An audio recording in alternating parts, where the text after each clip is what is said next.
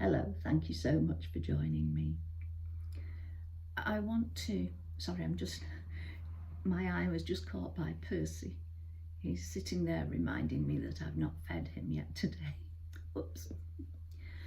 I want to talk a little bit about loss.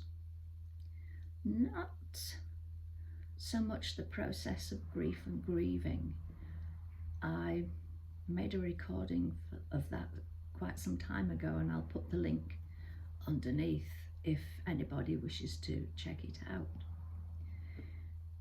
But loss, we lose things all the time. I do. My glasses. When I'm in the garden, it's either my gloves or my secateurs.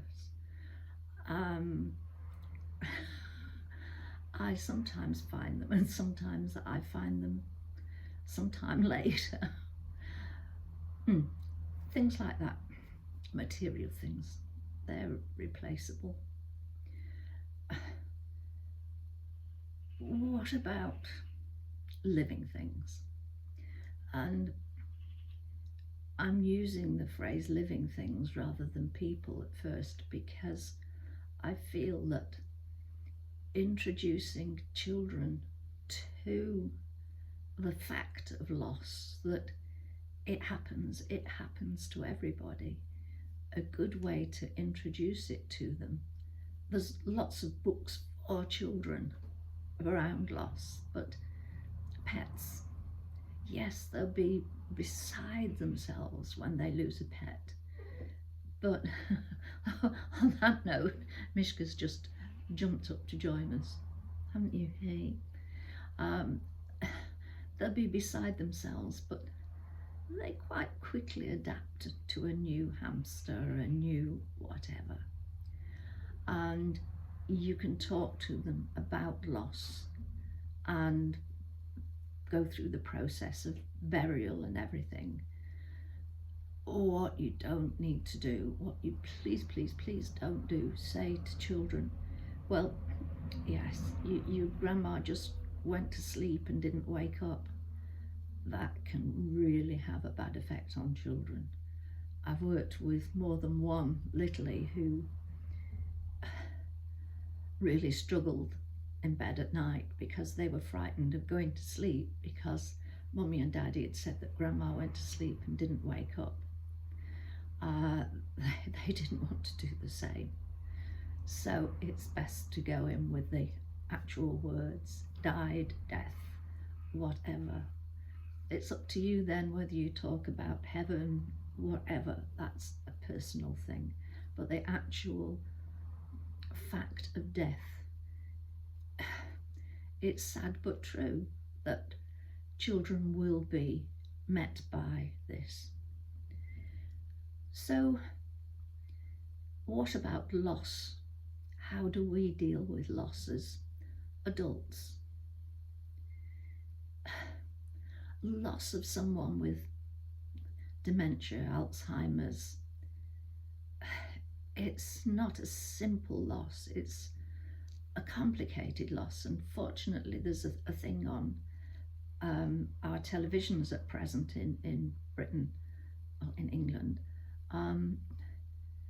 explaining that when you lose somebody through dementia, you lose them several times. You lose them when they forget how to do what they've always done, when they forget who you are, when they forget what's going on around them, and then eventually when they die. So there'll be several stages of loss, and each one of them is hard. But how do we handle loss? What do we do to prepare ourselves for loss? I lost my dad through dementia, but he'd already had heart attacks. And I was so relieved that, it sounds selfish, but I was relieved that he died before he reached the stage of not actually recognizing me. He got very confused about things, and we were able to talk things through, and eventually he would grasp it. On one occasion, I was sitting next to him, like you do with a child, explaining and then explaining a slightly different way. And he just turned to me and said, "It's all in my mind, isn't it?" That brought tears to my eyes. But it's part of loss that we have to deal with. And then we lose ourselves. We lose our hair. Yeah, I've lost the front of my hair and my eyebrows. That's why my eyebrows are a very variable feature. That was stress that very kindly took those away.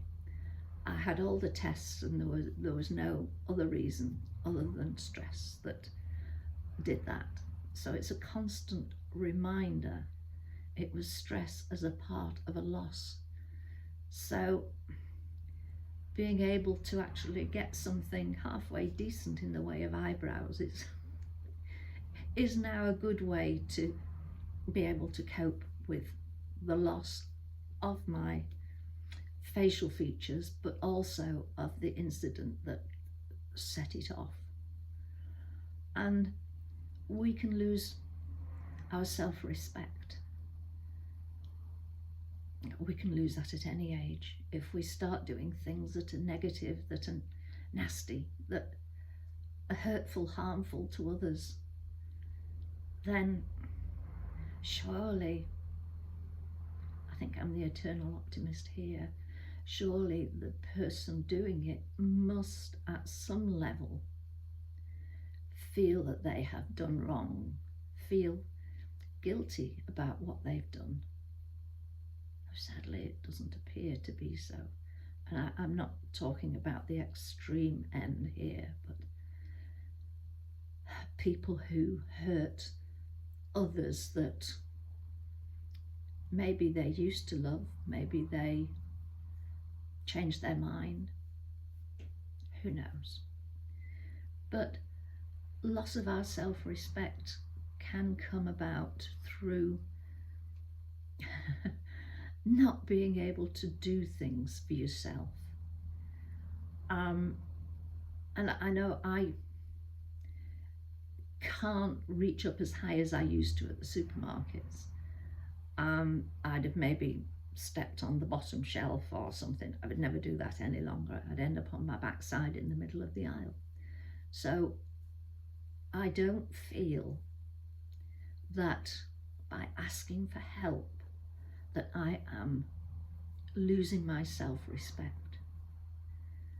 But I did come near to it when I was making my first visit to the supermarket after my battle with COVID, and I'd got what I needed. I was past the hitting the wall stage and I just really needed to get home. And I'd got my stuff at the checkout and got my card out. Sorry, that's the dustbin men going by. To pay, and it was my supermarket card. So I said, "Oh, I'm sorry, I'm thinking through cotton wool." And the lady at the checkout was brilliant. But there was a lady behind me and she was very loudly going, "Oh, oh." And you know, she made me feel that big. So at that point, I went into overdrive. I got my piece of plastic out, the correct piece, couldn't think of the pass number. I don't have a contactless one. So I just got my credit card out and stuck it on that, and fortunately I got that number right. And the lady at the checkout had just been reassuring and nice, but all through this, and it seemed to take hours, but it was only a minute or so. This lady was tutting, and I knew that if I turned to say anything to her, I would either tell her what I thought of her or I'd burst into tears. So I kept looking away from her, but I couldn't cut out the tuts. So on that note, I shall say thank you for joining me, and don't forget, if you're working with children and loss, don't sidestep it. And if you've got losses of people that you love, losses of you, losses of your pets, be kind to yourself. Take care, and I'll speak to you again soon. Bye for now, says she, who sounds as if she's about to lose her voice again. Take care. Speak to you soon. Bye.